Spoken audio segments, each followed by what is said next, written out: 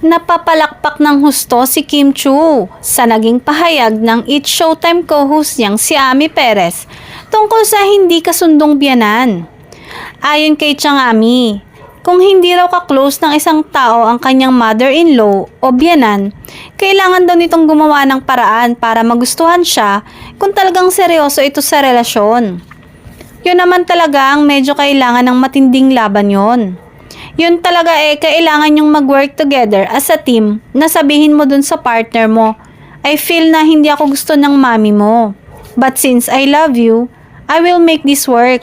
Pero kailangan tulungan mo ko. Tulungan tayong dalawa. Payo ni Chang Ami.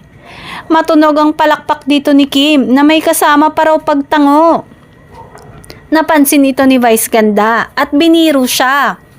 Grabe yung palakpak ni Kim Chu. Parang naranasan mo lahat yung mga pinag-uusapan. Mag-isa siyang pumapalakpak ng malakas tapos may pagtango. Naranasan mo na bang lahat yun, Kim? Say naman ni Kim.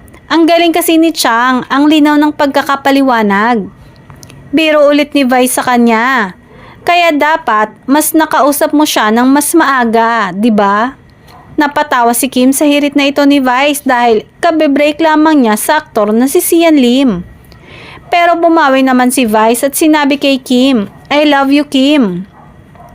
Grabe ang naging reaksyon ng studio audience sa pasaring ni Meme Vice kay Kim.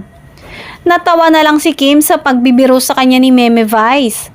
Say nga ng mga netizen na mukhang may alam si Meme Vice sa tunay na nangyari sa relasyon ni na Kim at Sian.